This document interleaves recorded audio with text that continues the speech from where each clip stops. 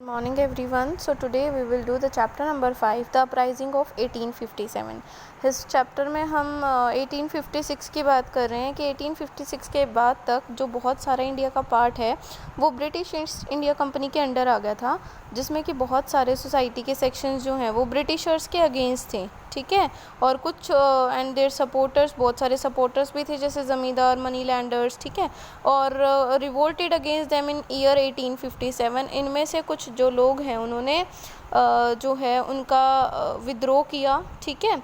In history there famous uprising of 1857 is also termed as first war of independence.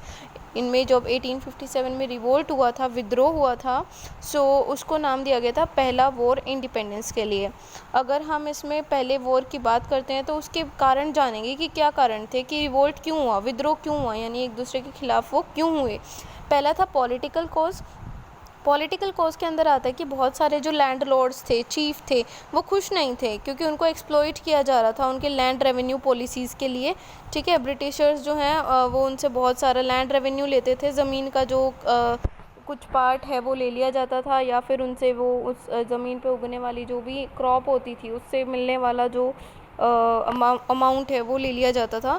वो होता था कि कितने एकड़ ज़मीन में जो है कुछ उगाया जा रहा है उसके हिसाब से उनको देना पड़ता था रेवेन्यू। ये जो है बहुत सारे लैंडलॉर्ड्स हैं, जगह के नाम दिए हुए हैं, त्रैवनकोर, तिरुनेलवेली, अलीगढ़, यहाँ पर बहुत सारे रिवोल्ट्स हुए हैं, ठीक है।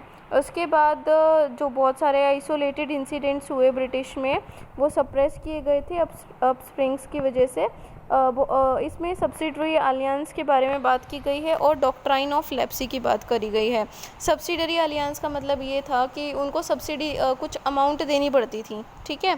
और डॉक्ट्राइन ऑफ लेप्सी का मतलब था कि अगर नेचुरल हायर नहीं है किसी राज्य का तो वहाँ पर वो जो हिस्सा है वो उनको मिल जाता था, उनकी प्रॉपर्टी।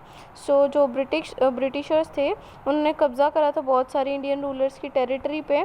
उसके अलावा उन्होंने पेंशन वगैरह जो है जो लोगों को मिलती थी वो हटा दी गई थी। नाना साहेब और रानी लक्ष्मीबाई जो थी झांसी की, इन रूलर्स को भी बहुत ज़्यादा उन्होंने डिस्ग्रेस किया था। उसके अलावा अगर हम बात करें अवध की, अवध से पहले एक बात बताई गई है कि जो नवाब वाजिद अली शाह ऑफ अवध जो थे उनको उनकी पोजीशन से हटा दिया गया था, उनकी पावर से बेदखल कर दिया गया था। उसके अलावा जो अवध है वो एक बफर स्टेट कन्वर्ट हो गया था। बफर स्टेट का मतलब होता है ऐसी स्टेट जहाँ पर जो आसपास जो स्टेट्स हैं वो राइवल्स हैं उनकी, ठीक है।